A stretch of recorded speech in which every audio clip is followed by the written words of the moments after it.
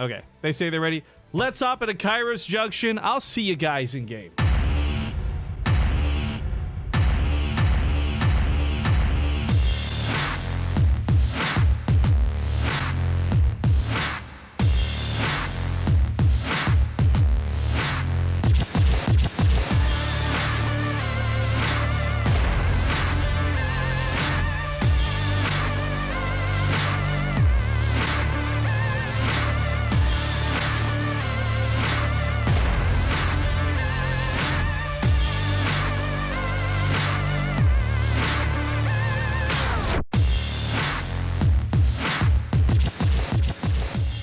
All right, welcome back, everybody. You're watching Game 1 of a brand new matchup here for the WCS Winter Round of 8. We're in the North America regions for this one, although these players, they don't quite come from said region. Representing a little bit of that Chinese part of the world, spawning here in the bottom right, he is quite the enjoyable Terran. It is Time, who is currently, at the time of this cast, 4-0 in group score. But also 4-0 in group score. To the top left, we've got the Red Zerg player. She's Scarlett. Now, there's a little bit of funny pregame banter during the lobby. Time just basically came into the lobby and started spamming die, die, die, die. For those who don't know, Time and Scarlett are both on the same team. It's a newer Chinese team from my understanding. I don't know a lot about it, to be fair.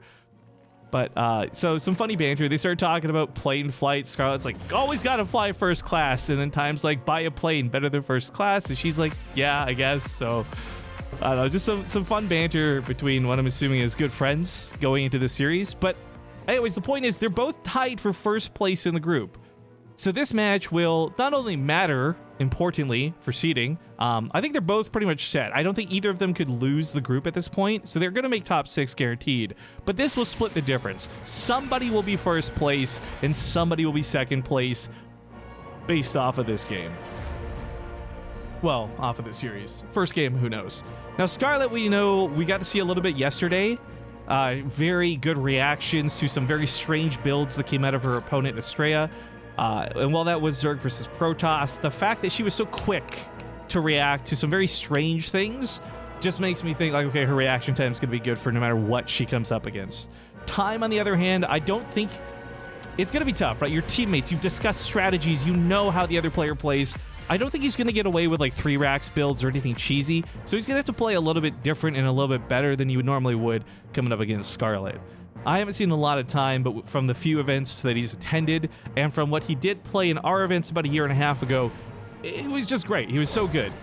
So I'm hoping that momentum's carried through. I remember the first time we really got to see Time was actually in a map test tournament for Team Liquid/Blizzard, and Time beat TY. I think it was like 2-0 or 3-0. It was enough that I was like, whoa, wait a minute, what? Who is Time?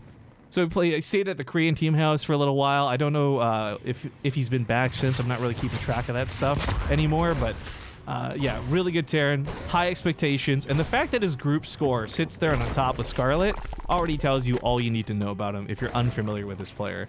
Look at this Reaper micro too, by the way, being very annoying. Gonna try and delay Scarlett's third as long as he can, but with the Queen coming up, he's not gonna be able to stick around much longer. So she's had to push off her third for a little bit of time, do some build cancel, so it's a little bit of lost minerals, but finally the drone gets to put the hatchery down.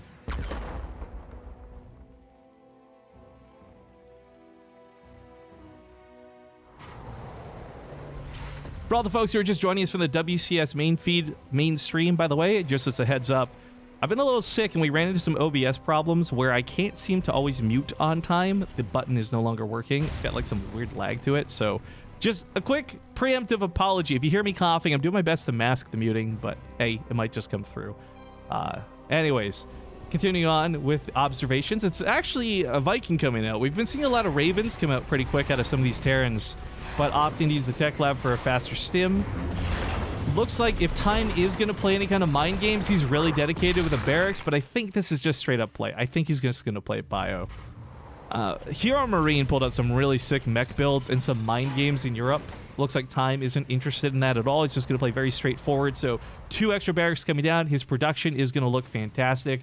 Reactor on the starport, likely going to swap over. So pair that up with a couple of tanks, so you got about as standard gets for a Terran opening. This is neither good nor bad, just an observation.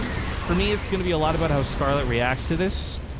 There's not really a lot of abusive spots on Kairos Junction where you can use tanks and abuse tanks. There's a cool spot over here where you can kind of set them up and be annoying from the low ground, but that requires vision and a lot of aggression. Something, by the way, Time, I've seen him be pretty aggressive. He knows how to play aggressive if he needs to.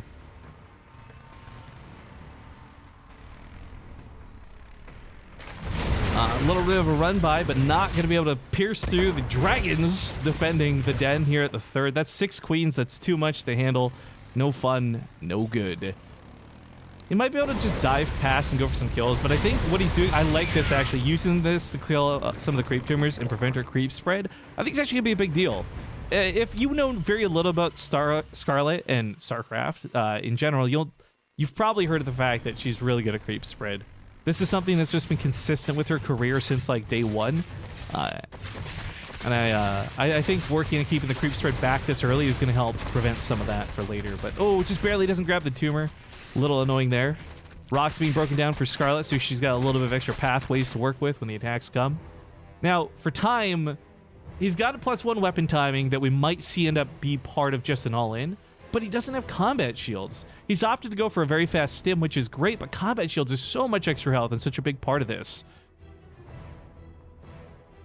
No third base on the way. Oh, I take that back. Third base starts up as I say that. Ling's going to be able to get a cancel on this, I believe. Oh, no, the Marine should hold that. Okay, so third base on location. Time will get this up while he goes behind for the attack. The best thing about this is the pressure he puts on should keep Scarlett from doing any kind of harass to that base. So a couple of tanks set up here on the low ground for some siege. Creep tumors immediately picked off with those scans. Nicely done. Some banelings on the way. Oh, this is where you really wish you had combat shields, right? Tanks might be able to focus them down. We've seen some really good players do this, but this is Time playing to the central server. There's going to be some lag in store. I can't imagine this will be super perfect play, but you know what? He takes care of the banelings. He gets the job done. These lings are low, so the Marine should be able to shred them apart. New tank comes up, sieges up, moves up on that front line.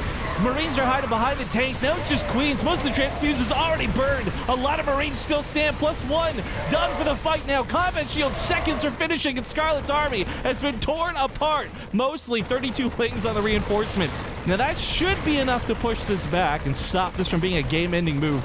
But Time's trade for this battle was great. Killing a lot of these queens cuts into her larva production. Cuts into her creep spread, which, by the way, still good, all things considered. And of course, the tank set up for another fight as he pushes in.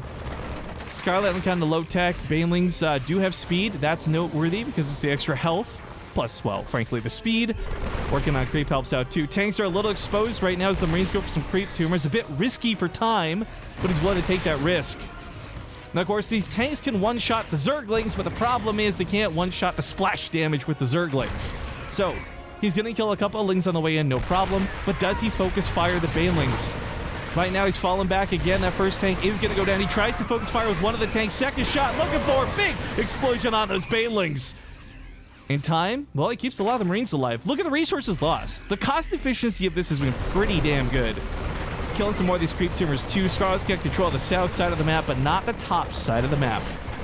Hatchery's in a little bit of danger. There's only a couple of banelings. Time should be able to focus fire these down, even if there was lag in play as part of the problem. Now, some players can play through lag and it's a non-issue, but, I mean, again, I really want to highlight that Time is not going to have the easiest time doing everything he wants to. Puns intended with the name entirely. Picks up, gets out. Well played. He's got a reinforcement wave on the way. He's got Liberators following this up. I actually like that a ton. +1 armor should be done here shortly, and he's got +2 weapons about, well, just started. There's, of course, some positioning he can get with the tanks down here to the south if the rocks were still standing, but we note Scarlett did take those rocks down very early. That's going to be key to her having any chance to defend this, but the pressure from Time looks good. A little bit of friendly fire from the tanks, hit those Marines. Ooh, feels bad, man. Feels tearing, man. Scarlett's got an okay amount of banelings. 22 banelings is nothing to scoff at here, but as you can see, the tanks are blasting them away before they even get into the fight. A couple of awkward shots there. Time pulls back. He's probably going to pick up the medevacs, though. Scarlett holds the base. Meanwhile, to the top side, Liberator sets up. Queen almost dies. So he's going to be able to deny a little bit of her base for the time being, but that Liberator will ultimately get cleaned up by her Queen. Pulling back with a medevacs. All right, things looking okay for Scarlett. I wouldn't say she's in a terrible position because she is on 78 drones ultimately. Like, the trades here for time, they were pretty good, but Scarlett's had the money for about 5 minutes to take those trades, to take those losses, and to kind of regret some of the fights. She doesn't have a big, crazy bank, but she's got a lot of money, so she's got something to work with behind this. 2-2's nearly done for her. A little bit ahead of times 2-2. At least it's +2 weapons. Drilling claws into production, so we are going to actually end up seeing Widow Mines this game. I like Widow Mines a lot. It'll be really good against helping with the mutas too, but for the most part, oh man, he was in an okay job relying on the tanks. Widow Mines can help a ton with the Banelings too. But this drop's going to be covered. This sits here nestled into the back of the mineral lines. Livery swaps over to the natural base. Scarlett, again, on like 70+ workers. It's not so bad to lose a couple for her. She will survive out of this. Oh, these medevacs are so low, they're going to die. The mutas are out in play. Hopefully she realizes they retreated. Nope, they both died to the queens. Never mind. Just the wreckage on top of the extractor, all that remains. She goes for the counterattack, and I think the tide of battle has swapped to Scarlett's favor. And I say this in terms of taking any fight out in the open. Defensively, with a couple of, supply depots and some Sim City, this could look very different. But she's gonna have what, 16 mutas? 15. I was so close. Darn it. 15 mutas floating around the map. 2 more on the way. Harass should be fairly easy for her because, well, there's no missile turrets up yet. Time recognizes this a little bit too late. Marines should be able to cover the SCVs for the time being. I'm a little worried about his engineering bay being here, though. She could snipe this off and deny a +3 upgrade, which would be huge. She's obviously not going to focus on that, but it's an option as it's far away from the turrets.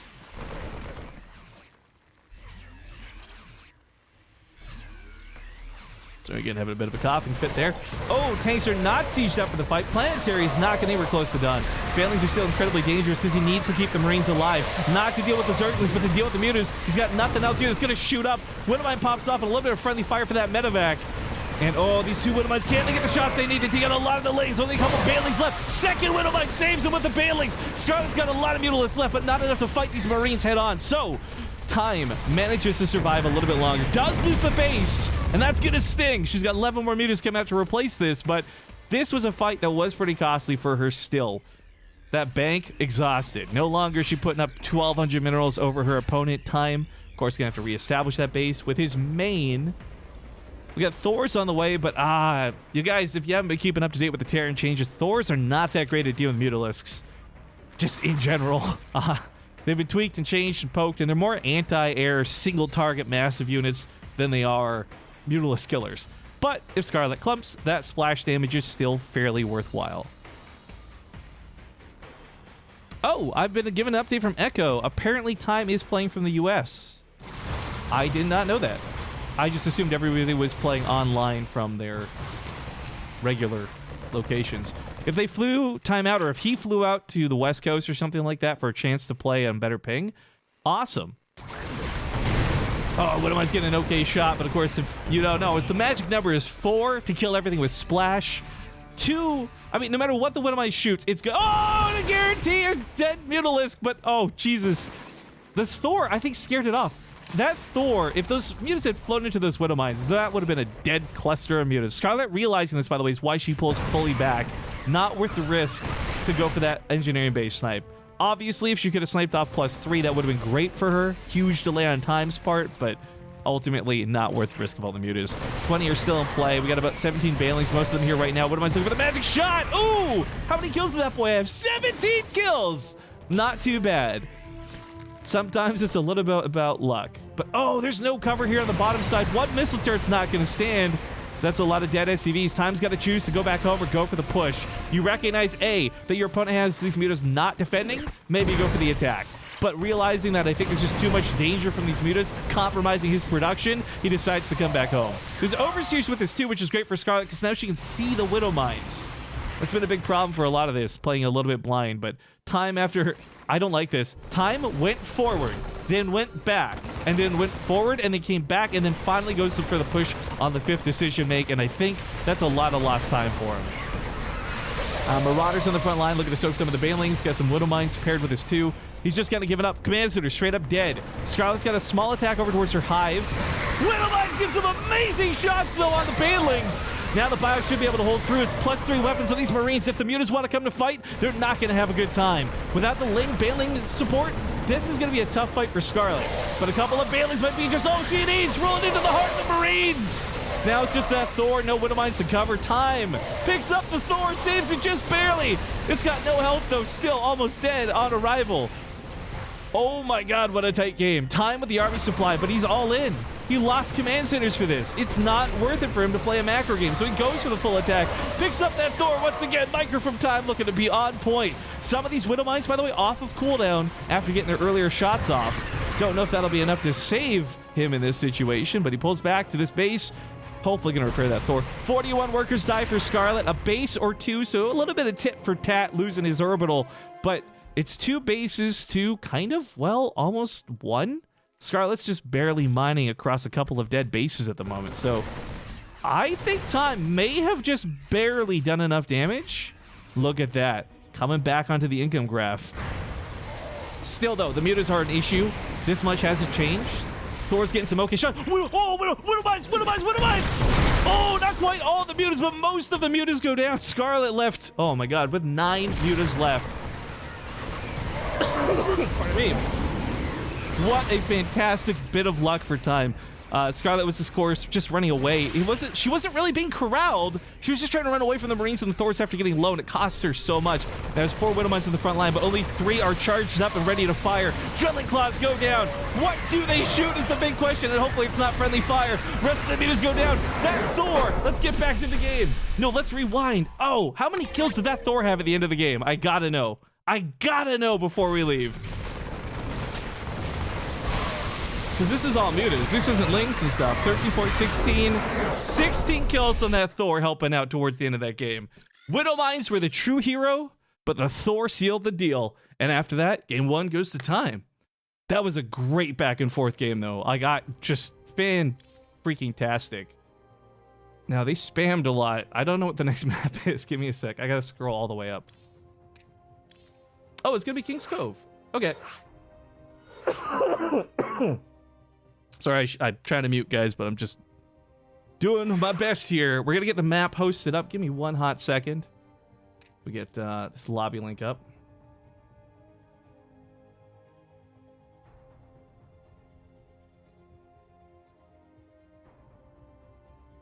All right, and then I got to go copy paste because they're going to spam this out of my chat. What's map 3? Okay, if we go to map 3, Port Alexander. I will probably forget this in a few moments, and that's okay. Oh, man, everybody's joining this lobby. Blizz Observer B is here.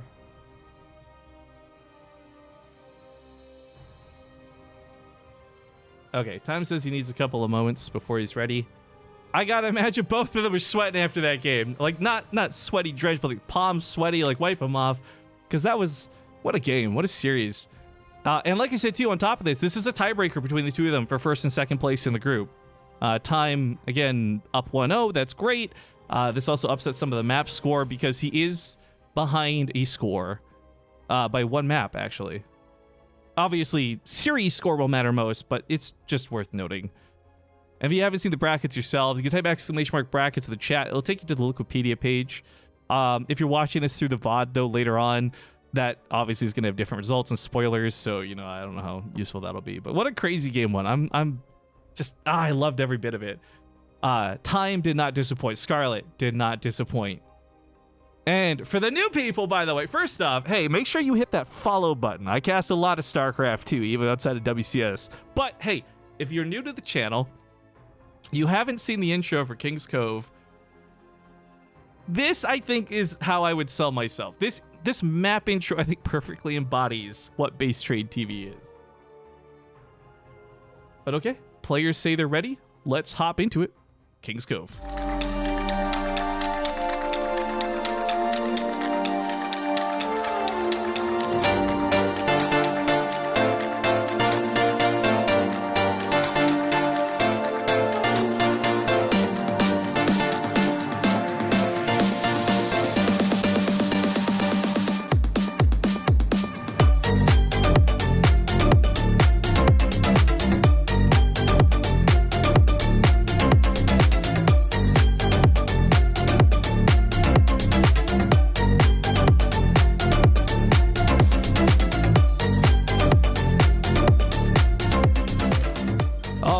welcome back, folks. We're hopping into game number 2. Spawning here in the top left side of the map, we got the blue Zerg player. It's Scarlett. She's down 1 at the moment, but I fully believe in the power for her to bring this back. And in the bottom right, it's going to be her opponent. He's up 1-0. Give it up for Time.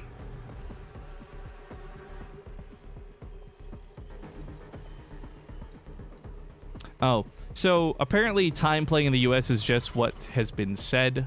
The person who mentioned it didn't have confirmed information. I will say, though, I believe he's probably playing in the US because there's a lot of situations where, like, micro is quite difficult, especially playing from China.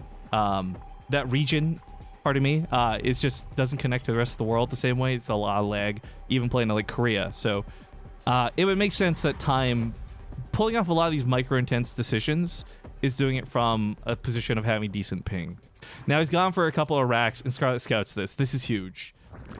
There's a big difference, though, between a 2 racks and a 3 racks. One of the big things about a 2 racks is this can be dealt with by pulling drones, actually. A 3 racks cannot. A 3 racks, you typically want to get a spine crawler or something on the defense for. So Scarlett doesn't quite know how many racks there are just yet. That's what she's trying to do with the Overlord, maneuver around, poke, and see. However, it's just 2 racks at a time. No gas, so no Reapers, just Marines. A couple of bunkers try to come down, and looks like some more SCVs coming for the assist. This is always a little bit difficult to get these up. Someone wants to know why Base Trade TV snipes all the good games. Guys, we don't get to pick our games. We are assigned games by the admin. So bless the admin for giving us this series. It's been a lot of fun for me. I hope you're enjoying it too. Here's that drone pull out of Scarlett. This can shut this down. I don't care how good you are at micro. Drones tend to just overwhelm in these situations. A little bit of mineral walk micro there too to get through the SCVs. Now on top of the Marines. Yes, Scarlett's going to lose out on mining, and yes, she's losing out on drones, and that sucks, but let's not forget, while she's lost 5 drones, Time's also lost 4 SCVs. And that 1 SCV is going to finish the bunker, but there's nothing that can get inside of it. These Marines can't get past this to get to the bunker. So Time went for a big, risky game for map number 2, and it is not working out for him. He's up with some workers. He's got a mule, so income will look fine for the time being, but he's rushing a couple Marines home, and he's going to try and buy time on the other side of the map. A big part of this is because he can't build a barracks in time to get units up. He can't finish this factory in time if Scarlett just goes for the counterattack. So what Time really wants to do is get at least just 1 of these Marines and set up a wall. Then he can shoot those Lings, and Scarlett can't get into the base to go for the kill move. But she's trying to. Lings are running across the map a lot faster than Marines can. Who was that? Crypto Compare. Hey, thank you for the 22-month resub. Also, Zully, I miss yours for 6. Thanks for coming back. Okay, there's the wall. Depots get raised, and Time can hold the top of the ramp. Now, the situation here for Time still isn't all that great. Income, quick as a peek here, was disrupted for both players pretty heavily. I mean, this is a combination of a mule drop, but also Scarlett building those Lings instead of building drones. It's a little bit all over the place at the moment. We'll see things stabilize in a few seconds, but Time has to build a command center up on the high ground. He doesn't have any freedom to go down and push off these Lings entirely. And of course, his factory is going to be pumping out some Hellions in a second to help with that. I do love what he did with the second racks, though. I've actually really appreciated players doing this ever since I think I saw it was Marine Lord on Orena. Do you guys remember back then? Jeez, that feels like forever ago now. He actually built a barracks, intentionally lifted it up. I might be misremembering who it was, by the way, but lifted the barracks up and just built it for a scout. Like, it wasn't a proxy barracks for the sake of a proxy. It was a proxy barracks for the sake of scouting. And, you know, you think about it, it's 150 minerals, and Overlord's 100 minerals. That's 200 health versus, like, 800 health. Excuse me, like 1,000 health. It's an all right scout. And he did get a full scout of Scarlett's base. Now, he's built a couple of Widow Mines. I thought it was going to be Hellions. Pushes these across the map with a medevac, so a little bit of a drop could do some damage, but these don't have the upgrade. So once they fire their load, they will be revealed, and even if Scarlett's not paying attention, she should still be able to clean this up. But I gotta imagine her reaction time here will be good. That was one thing I praised her for before we got into the series, and I think we saw a lot of last game too. Just constantly reacting to everything going on.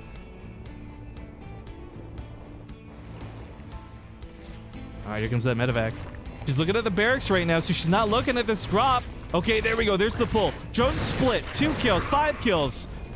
Time to pick up these Widow Mines. You should be able to get back out with that. All right, so that makes this a lot more worthwhile. Borgy B wants to know why Blizzard assigns series guys, because there's like a billion games going on, and they've got to coordinate it through multiple language streams, as well as 3 community casters and the main StarCraft stream with Nate in control of Fear Dragon. Obviously, they're going to assign games to organize it to make sure every game gets covered. Otherwise, it's like a super YOLO move. A lot of games don't get covered. A lot of people will be left out of games. I've been through this for like 7 years, community casting various WCS events, and trust me, it is a good thing they're assigning matches. All right, Widowmines get shut down over there, but they kill a queen. I do want to highlight the double focus fire for that. 1 Widowmine won't kill a queen, 2 will, but 2 Widowmines will never target the same target unless you tell them to. So kind of a neat move at a time to take a queen down with them. Maybe could have hoped to kill a drone, but I think going for the queen was the right move. So far, resources lost are starting to stack up a bit. But also, as I said, it would take a few moments to normalize, and we see the income go back to mostly favoring Scarlett outside of the odd mule drop, and that's kind of what you expect. But with this harassment now helping put Time's favor back up on there, we're going to have that Liberator come in. That queen gets caught by the Hellions! Oh, that was a cool body block move to keep it in range of the Liberator. So another queen bites the dust. Third base wants to go down, but oh, he's going to be met with some Zerglings, so that's not going to be so good. Probably best off to cancel that lickety-split. No, he's going to try and keep it up. Okay, while this goes on, there's still attacks on the other side of the map. Micro with the Hellions, Liberator over here. 4 Hellions managed to slip in over here. This is a big problem for Scarlett, because 1 queen will not stop this from frying up those drones. 9 go down. Let's not forget, a lot of Zerglings have died with this too, so a medevac dies, and that's a little costly here for Time. Ultimately, 12 workers killed. 25 in total this game. Not too shabby. Scarlett, though, still up a significant amount of workers. As much as I want to start hyping up what is 25 dead drones, she still sits on nearly 60. Part of this, though, is why she had trouble defending this. You know, you sacrifice a lot of that larva building those drones, so you don't have army units out.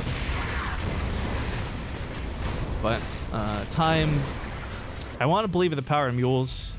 Down 20 workers is not an easy thing to recover from. But, like I said, mules aren't too bad. You see those spikes come in, that's when the like one of these is like the Liberator, the other one's like a mule combined with the Liberator.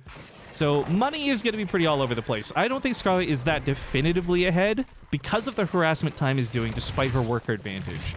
However, if she's ever just given the time to breathe, to just mine, her income's going to skyrocket. I do want to highlight its mech, by the way, coming out of Time. Oh, this is cool. All right, so there's the...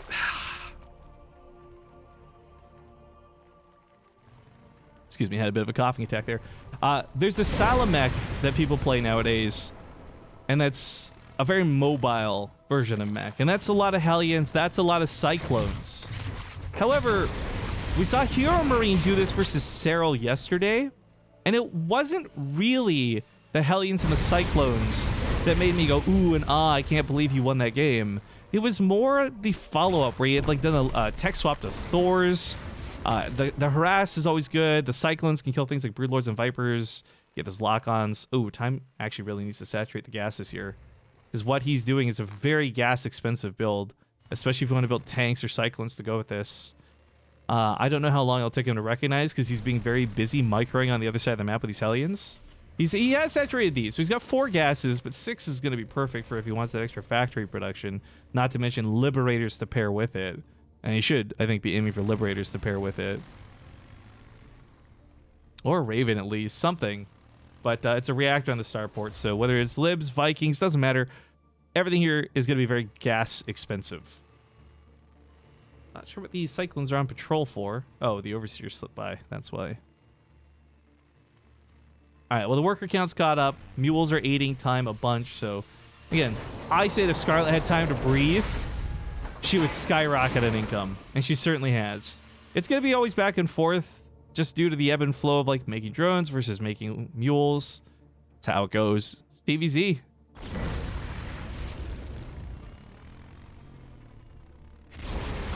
Roaches are not what he wanted to see with the Hellions. But he does see that the base isn't done yet, so he knows she's not on 4 just yet. She will be here very soon, of course. 11 drones being made. Hive has already been started. Checking her vision real quick. She does know it's mech, so this isn't a question of having the right units out. Sometimes that ends up being the case. I only brought this up because I see her going for Baneling speed, and in some cases, Banelings work out versus Hellbats. They're a good way to clear out the front line initially. I was just a little worried that maybe she had misread the situation, but no, she fully knows this is mech. And at this point, too, she's seen Blue Flame. That's more than enough to reveal what's going on.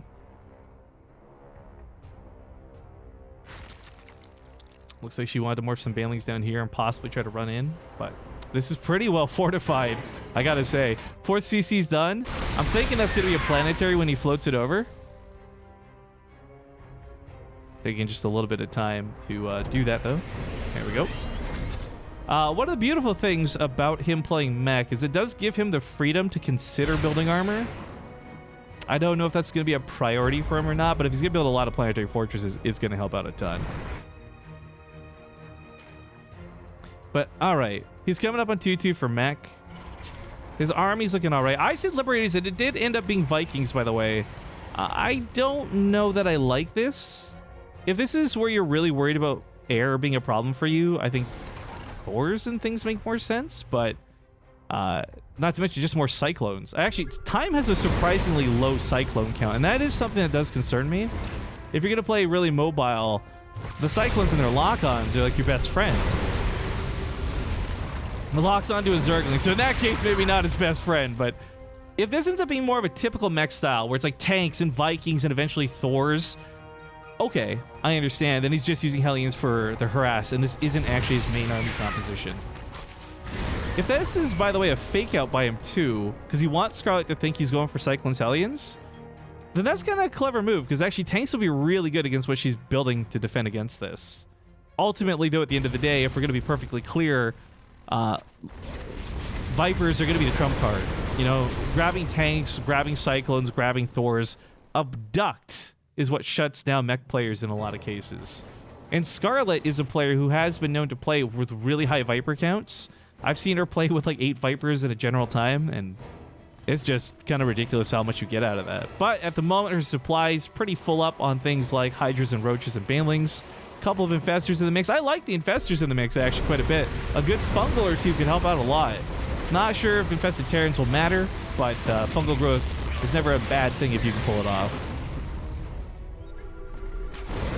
Scans here to the top right. Oh, he just barely doesn't kill that creep tumor. It sends sacrifices a Hellion for it. Hey, that was kind of a cool move, actually. We got some sensor towers set up, so if Scarlett does try to pull off some run bys, Time should see it coming. I can't really show you it right now, but if you're not a Terran player, you don't know the sensor tower work. It doesn't actually show you the units. Here, I can show you now. It just shows you red dots, like, something is incoming. You don't know what it is, but it's something. But it will let you know the angle of the attack, and that's where it's always going to be really nice. Roaches get sacrificed, but that's kind of okay. I think she's thinking about just freeing up supply right now. For Scarlett, Greater Spire is en route, and Vipers have been made. She's sitting on about 5 of them at the moment. That'll be a good chunk of abducts and grabs. And I mean, it's game 2 in a best of 3. If Scarlett loses here, she's still on the top of the group. She'll just be in 2nd place instead of 1st, but there is a little bit more emphasis on Scarlett winning this than Time, just because if Time wins, the series is over. Nice split. That was a quick reaction at a time, too. Parasitic Bomb, super annoying for Vikings to deal with because they got kind of low health. He's also transformed his Thors into single target mode so they can reach a little bit further and snipe those Vipers from far away. He's got to be careful because as he gets more spread out here on the front lines, that's a lot of Hellbats, by the way. The trouble comes where you're just going to start getting abducted.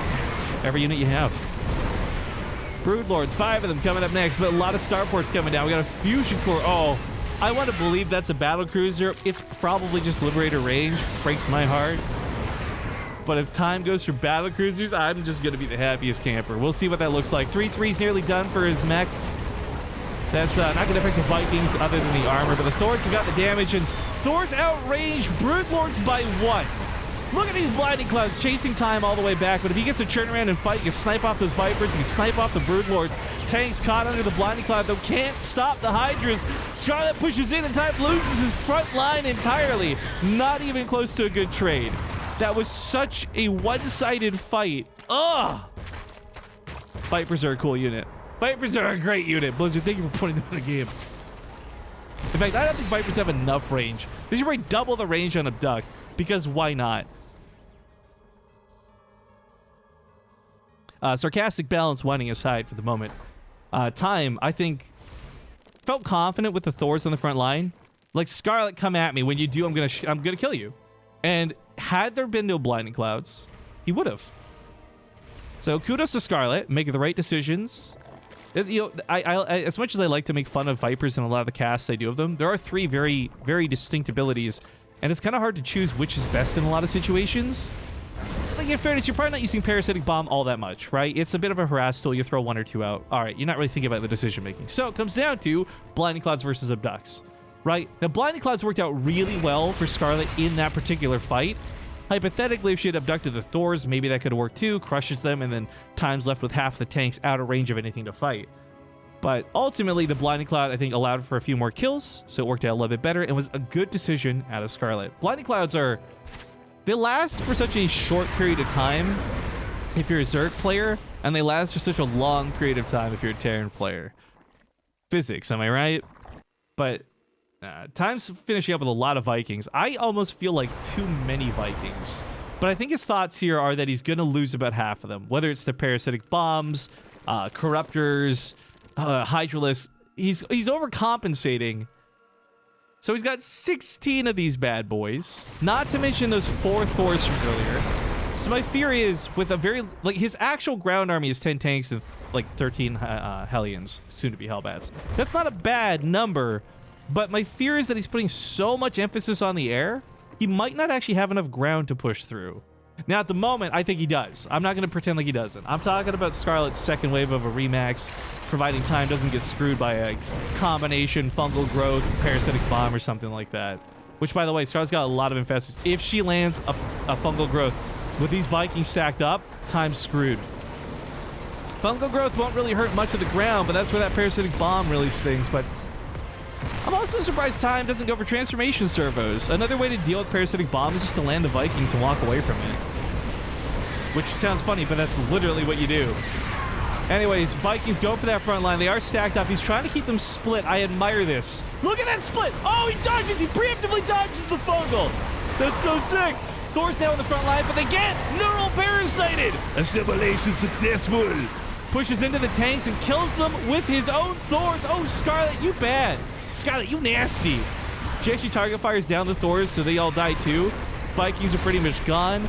Time does kill a lot with this, though. This wasn't so one-sided like the previous battle, but he's ultimately just losing out on these fights. 5 Vikings being remaxed at a time. You know, that fusion core came down. No use of it so far. No Liberator range, no battle cruisers, no nothing. Now, a lot of what Scarlett did in that battle just now had a lot to do with the infestors. Those are gone. They're out of energy to do much right now, so they're just kind of not part of the equation for the time being. Vikings try and pick off the Broodlords. 2 remain. That's more than enough to push him back. One of the things that's missing from this too is more Hellions. If you rush all your Hellions into the front line and you dive them in deep, turn them into Hellbats, then you likely don't have them covering your Thors on the back end. And Thors, while they outrange Broodlords and actually do a lot of damage to Broodlords, ultimately they'll still die out to Broodlings in most cases, especially because Scarlett's got +3 for the melee. Oh, she does. Oh, yeah, she does. Excuse me. I thought it was confusing. Adrenal glands. But point is here, you can't just rely on Thors alone. She's got bases across the map. Let's revisit the income. We haven't seen it for a while. It's still very Scarlett-sided. Not so surprising. Liberator range finally starts up, but no Liberator production just yet. Yojo, thank you for the 22-month resub. Tricon, thank you for the 5 months as well. Ogi1 for 4 months. I'm sorry, guys. This has been such an exciting game. I haven't been paying attention to the sub notifications at all. That's my bad, but big love for the support. Thor's transform once again. He's on +3 weapons, so that's like, what, 65 damage a shot, I think? Or 60? Something like that? It's enough that you really can put the pressure to the Broodlords. But man, those infestors are going to be so nasty. Most mech players aren't going to incorporate like a ghost in their play. Oh my god! That's 30 damage per fungal, which doesn't seem like much, right? Individually, it doesn't do a lot of damage to Viking. But the fact that that just covered 15 Vikings. Someone do the math, because I know I can't. 15 times 30, that's a ton of damage. Cooking up some of these creep tumors. Not getting too dedicated. I like that. Gotta be careful, though. Here comes some Broodlings. Slap a de Harrians. Time was looking for some run-bys, too. And the problem is he wasn't pulling them off due to Scarlett's creep. So that's why he's taking the time to clean some of this up. He's run by to the hatcheries about twice now, and in each situation, he's actually had no drones to kill because Scarlett saw it coming and ran away.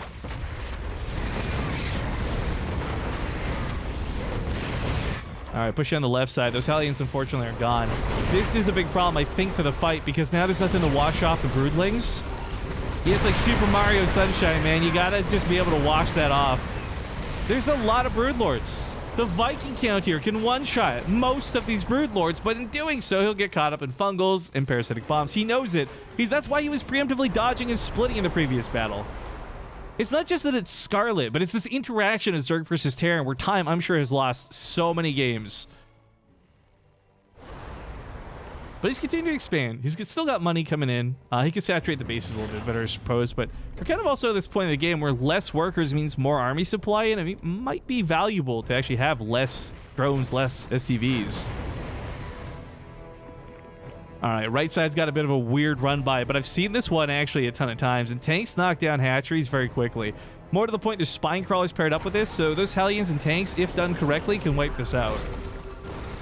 Actually, just killed spore crawlers, see if it might not be too bad, but all right. Siege in one up on the high ground, too. Code Urban. Oh, what? Urban. Can't believe I said that wrong. Thank you for the Twitch Prime sub. Attack on the left side commences. Looks like we got some infested Terrans soaking some of the Liberator shots. Thor's trying to deal with the Corruptors. I don't know about this. The fungal growth on the left side's looking a little bit strong, but there's no parasitic bomb to pair with it. As the Corruptors start going down, he'll be able to focus down the Broodlords, but the Corruptors are not going down. Scarlett's holding on 16 Corruptors. Now here's the weird trade-off. If Time had actually done Cyclones, he may have been able to kite this back. He's also had half of his Thors in the wrong transformation mode. I think he was hoping the splash damage would be worth it, but it's never going to be worth it against Corruptors and Broodlords like that. So it's a weird bit of not cover. Now Scarlett might lose whatever hatcheries to this. Blind Cloud maybe? Save it, abduct? I don't know. No, hatchery's still going to go down. Second one also going to go down. A lot of infested Terrans popped out. Oh, is it going to go down though? Hellbet's kite away. 14, one more shot. Okay. Kills 2 hatcheries. But Scarlett's got like 4,000 minerals. She's like, no skin off my back, dude. I got money. I can build new hatcheries. Not a problem. The problem for Time is he just doesn't have a good army. He's got a Raven coming out. He'll need a fair amount of Ravens to make any of that worthwhile. One Raven can do a Dorito cannon, aka anti-armor missile, and that's not too bad. But if you got 5 or 6 Ravens, you can actually interference matrix a lot of things like the Infestors and stop them from casting those nasty neuroparasites. You can also throw in some auto turrets, but man, things are just all kinds of yikes.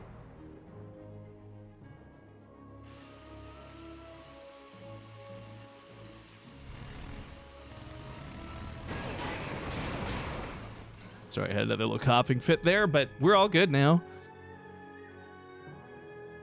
Okay, where are we at here? 30. Man, there's just been a lot of dead Vikings this game. I'm looking at the 46 Vikings, and I kind of go, wait, what?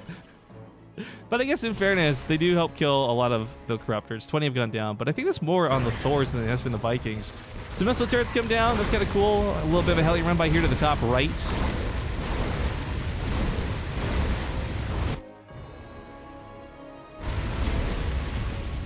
I'm not sure why he didn't turn this into Hellbats. He's gonna pull them back for the army fight now. He needs all hands on deck.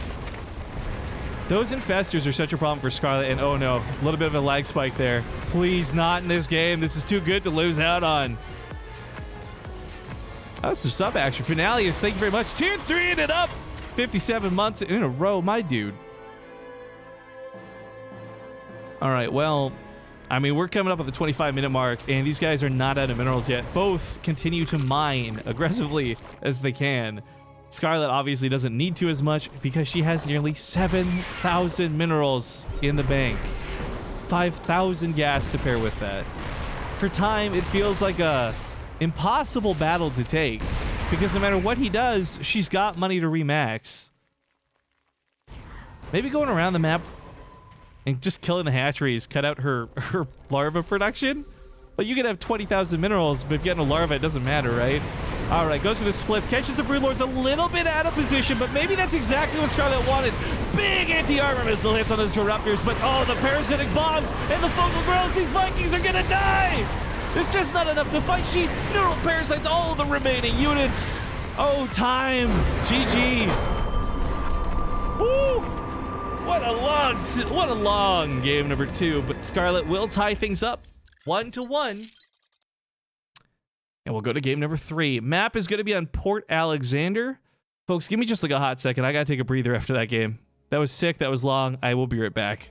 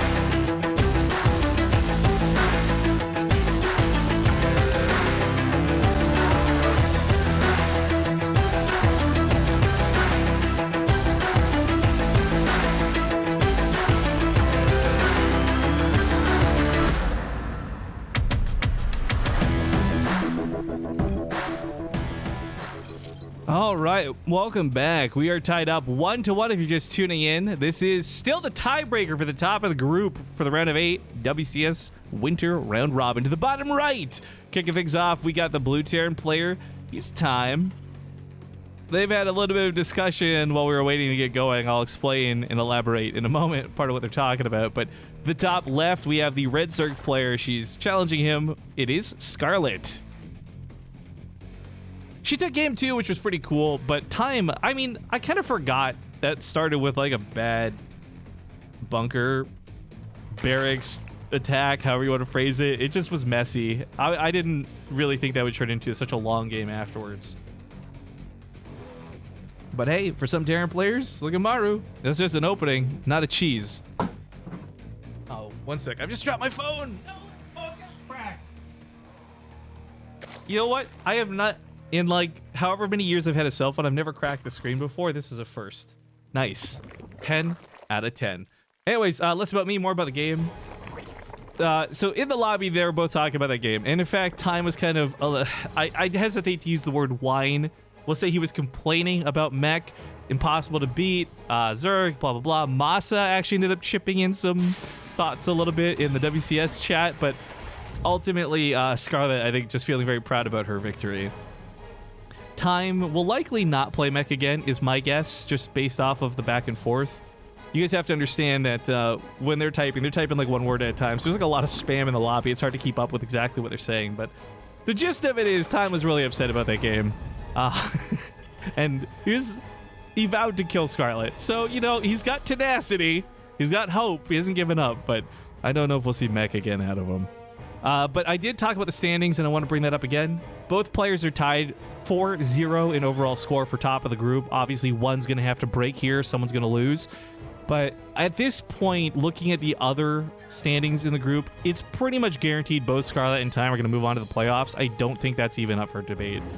It's just a matter of who ends up being first, second, third, fourth, seeding, and all that good stuff. 6 players will advance. 2 will sadly fall out. If you guys missed Europe, actually, a really surprising result. I'll try not to spoil it, but like one of the players who got eliminated was someone I expected to possibly even win the group. I was really shocked at that result, to be honest. So maybe we'll see something a little bit crazy, but I think at the moment it was Probe. I'd have to tab out. Like it was Probe and someone else was the bottom of the group right now for North America. Now, I know a lot of you are Scarlett fans or Time fans, and you'll be leaving as soon as the series is done, but I just want to let you guys know that our next scheduled match, unless something changes, is Masa versus Estrella. So there should be a TVP coming up next. Again, they've swapped some of the matches around before, so that may happen again. I don't know. But hey, Texas is gone. Thank you for the 19-month resub. Comedian 1, thank you for the 13 months too. Ah! I can't actually scream. My lungs won't allow it right now, but thank you. Also, again, just like a little bit of self-advertising since I got so many of your ears today. We have a new YouTube channel. Our first one's been spanked with a lot of really illicit copyright strikes, which are just not cool. With 2 copyright strikes, you can't upload videos over 10 minutes, and that's where I'm stuck at. So we've made a new YouTube channel. And if you guys want to check out VODs from yesterday, if you missed any of those WCS matches, like, hey, Scarlett versus Estrella, we cast Hero Marine versus Sarah. We had some really good games yesterday. Those are up on the YouTube channel. It's youtube.com/BaseTradeTV 2. So be sure to check that out. If you missed any of the games from today, I'll be uploading these VODs there as well. And make sure you subscribe while you're at it. Hey, that'd be pretty nice. Oh yeah, also follow on Twitch, but I don't really care. Let's just continue on with the game. As the Hellions continue to police around, the best thing Time can really do at the moment is just try and delay creep tumors, deny some of that creep spread. It's something that Scarlett does really well. I brought this up before, but ooh, that Reaper going down is not going to help him. More Hellions being made, though. 6 more, to be precise. Stim means we're not going to see a Hellbat all-in, so no armoring or anything like that, but the Hellions can still work well to police the map, and a Liberator is actually going to pair up with this kind of nicely. Thank you all for pressing F to pay respects for my phone, by the way, 3 minutes ago. That's put a smile on my face. My phone's not broken. It's not that bad of a crack. Like, it just has a little crack in it, but it's the first time I've ever cracked a phone, so hey. First for everything, right? Hellions trying to surround? No, I'm not sure what the plan for this is. This is like a Suicide Squad run. I don't like this. There's 3 queens on the bottom to sandwich him in. He's just going to lose all the Hellions. This was a really bad attack for Time. It cost him more than it was worthwhile. I thought he was going to pair that up with the Liberator. And that, to me, sounds actually pretty amazing. But whether he didn't realize where the queens were or how many lings Scarlett had made... I mean, she's sitting on 55 workers with a ton of Zerglings. That hurts for Time. Luckily, with a wall off and a couple Marines, she's not going to be able to break in and punish him too much for it. But man... Time just lost out. And the worst part about that too, that was going to be his map control to pair this up. Like, it wasn't just that it was going to maybe get some drones and do a bit of damage. That was going to control the map, kill creep tumors, stop the spread.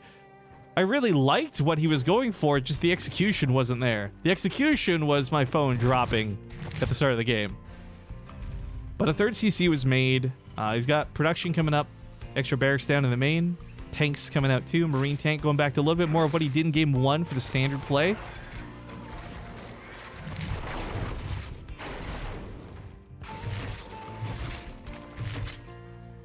Yeah, Liberator continues to wrap around, just looking for a bit of damage. Not really denying Scarlett super hard, but every time she does have to pull the drones away, that's a pretty big spike in her income going down.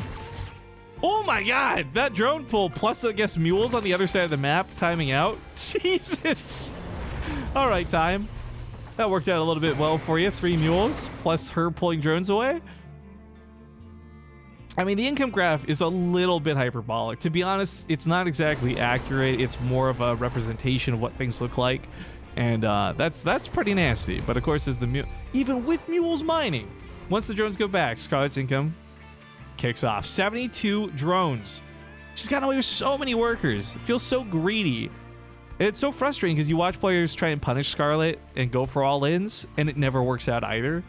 She's just really good at this matchup. She always has been too. Except, funny enough, when it comes to Masa, whatever reason, Masa can sometimes just be her kryptonite. It's not always the case, but it feels like in North America, each player just has one player they can't beat, no matter what they do. And for a long time, that was Masa for Scarlett. I don't know what it is right now, but it's just funny to note.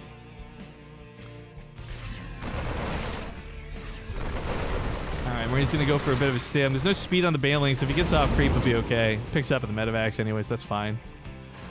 Attack SE2 says, why do you get 2 copyright strikes? Look, I don't want to go into the long details of it. Too long didn't read. Someone's abusing YouTube's broken system. I do everything by the books. I license music. I pay for things. We should, on paper, be good, but we're not because of YouTube's abusable system. And that's why we're being punished, which sucks. But we don't make money from YouTube, so I'm not really too upset about it. I just want to make sure I got a way to bring you guys VODs. I know Twitch has got VODs, but let's be honest, they're like... All right, fighting around the left side here. There's a couple of tanks set up now to help snipe those Banelings. Game 1, where we saw the tank fire. Time was doing some really great focus fire on the Banelings, making just life chaotic for Scarlett. I'll probably get you some more of that here. One single Marine pops off for a Baneling. That's actually not a bad trade. Mute is back in play, so Thor's come out a little bit sooner than we saw them in previous games. But there's so many Banelings, they do overwhelm the front line. So tanks are gone, a lot of the Marines went down, even the medevac with it too. Time pulls back, and I think that's the right move. Cappuccino says, hi, Future Rifkin. Actually, you would be saying hi to past Rifkin, because I'm 3 minutes behind you guys. And if you were saying hi to me in real time, it would just be present Rifkin. So nice try to time travel, Twitch chat, but you're not a professional time traveler like me. I wouldn't expect you to know better, after all. But snobbiness aside, Drilling Claws is coming out for time. That one Thor, I really don't think he's going to invest in much more as the second one's on the way. Maybe once the late game kicks in and you see some things that are worth it, but again, Thors are not that great. And I know I'm saying this after that Thor was kind of a hero in game 1, but realistically, again, the spread of AoE on the Thor shot is so small, Scarlett really has to be super stacked up for it to be really worthwhile. That's why Widowmines tend to be a lot better. They got a bigger splash radius, and ooh, gonna catch some of the mutas in the middle of the map. 1, shaves off 2, grabs, oh, doesn't quite grab the Overseer. Zerg regen is nice. 3 health, barely gets out of there alive. Not a fight that he can commit to on creep, but what he can do is try and deny Scarlett from getting too much creep spread. But this is Scarlett we're talking about. Quick double zoom out just to highlight how much creep she's put out on the map, despite Time's attempt at pressuring her to stay a little bit more at home. 50% of the map, I'd say, about at this point, or close to it. Top right's got a big Ling run by. There's some units here to defend, but not nearly enough. The Thor is kind of a nice touch, but man, I'm looking for those Widowmine shots. Whether it was luck or whether it was focus fire, Time actually pulled off some really miraculous shots.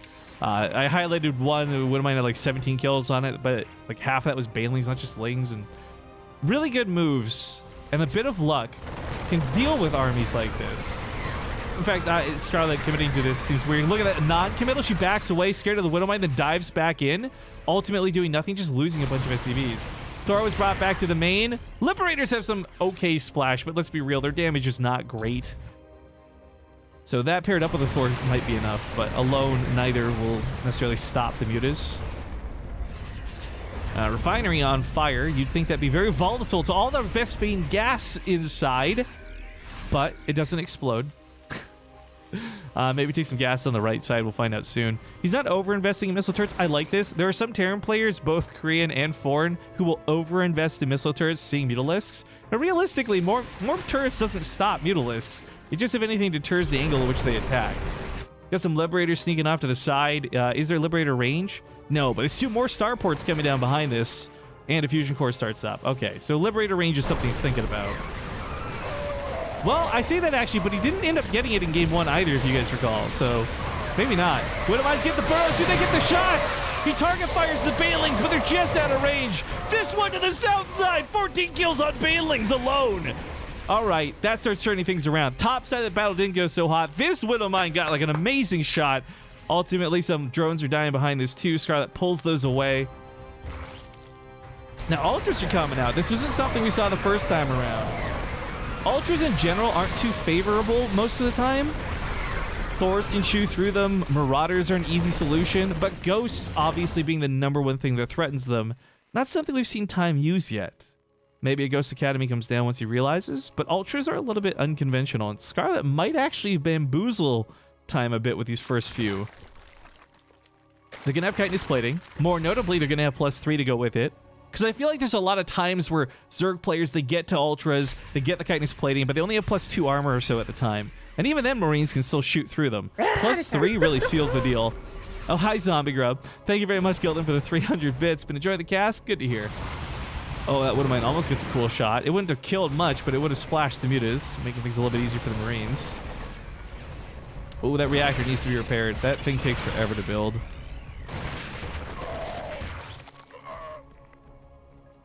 Oh, man. There's a new upgrade for Ultralisks. Some of you may not recognize. Here we go. It kind of looks like an Ultralisk donger, if we're going to be honest. But it's supposed to be their legs, I think. It's called Anabolic Synthesis, and more to the point, it makes Ultras run faster off of creep. But what's really key about it is the way it interacts with Lings and Banelings. Lings will keep up with Ultras on the front lines. With the upgrade, Banelings will actually fall a little bit behind the Ultras, making sure that the Ultras take all the nasty hits and the Banelings tend to survive.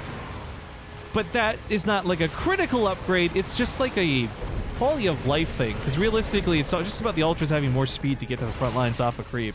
In fact, they move so fast they actually generate tailwind. You guys see that? There's like little wind lines coming behind them. It's gonna look like wings or something. Always funny to see. Or actually, I don't know if anyone watches Star Trek Discovery, because it sucks, but it's like that Saru's little tentacles that sense danger. Okay, so not that many Ultras yet. 6 in total, 2 more on the way. Greater Spire does start up, so she's still thinking about Broodlords behind this. I like that, because if there's too many Marauders and no Ghosts, Broodlords will actually work for the swap. Marauders will help deal with the Ultras, but even then, look at this. Like, these things can take hits. They're built to take damage. Widowmines end up shooting off on the Ultras so they don't hit the Banelings. Planetary Fortress here will help a little bit, but the Marauders and everything's spread out so thin.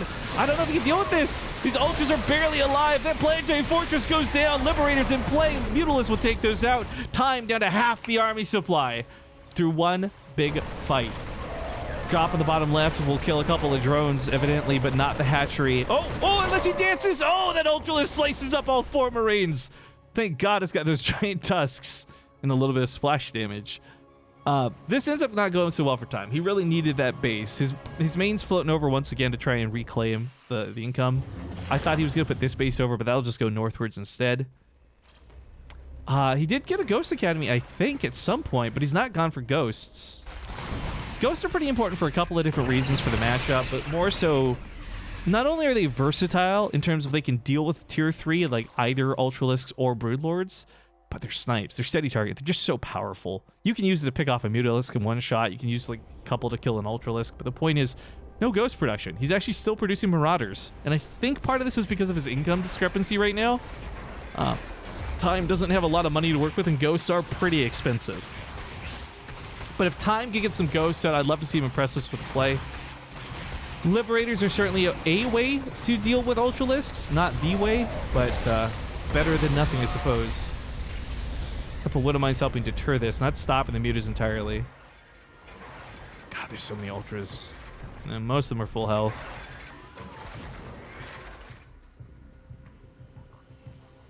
Insufficiently Sufficient says, I don't care who wins, I just like watching good players change my mind. I won't. That's my point of view as well. Like, it doesn't matter whether it's Scarlett, Innovation, whoever. If the games are good and enjoyable, hell yeah, dude. But The worst thing I hate when I'm casting, or even just watching a game as a fan, is when it's a really one-sided series. Like when one player just, it's a 2-0 and it's not even fun to watch. That's not StarCraft I enjoy. But games like this and series like this where it's really back and forth and it goes the distance, we're in the late game, right? Oh my god, Nidus Worm. Nothing in it. So a fake out. But I want there to be an Ultralisk in this. I want her to Nidus an Ultralisk across the map. Time not taking the bait. He ends up staying on the front lines. Liberators are unsieged, though, which is a little bit awkward because there's some Corruptors out now, too. He's got to fall back from this. However, if he doesn't deal with it, this is a conduit Scarlett could use. Just throw some Lings in there. Realizing how slow the reaction is, Ghosts are finally out in play. Liberators are setting up to grab whatever comes out of this. It's a good thing he's finally gone for Ghost, though. I really think this was going to be a problem for him if he continued the game without it. Not just for the Ultralisk, but for the eventual possible Broodlords. Because Marauders will do well against the ground. They obviously can't shoot up. Unless you're Drunk Zombie Grub, then you truly believe Marauders should shoot up. If there was more Widow Mines too, and he's continuing production of them, these could also assist. But that's the thing, they're really an assist, not a solution. I'm just glad time was able to continue to expand. I think the worst thing for Terran is like, you have someone like Scarlett get so far across the map with a creep that you just can't expand because there's creep covering the bases. But income aside for that moment, steady targeting, not going off on too much just yet. I guess that I need to remind people who've kind of forgotten how this works. If Ghosts take any damage while they're sniping, the snipe gets canceled. So a fungal growth like Scarlett just threw out to try and cancel his snipes is a good move. Oh no, this actually has Ultras in it in the main. Sorry for not muting that cough, guys. Liberators continue to set up. Their time wants to keep pushing, but he's gonna have to stop because his production is getting compromised with this. Oh my god, the Ghosts fall back. They don't have Cloak!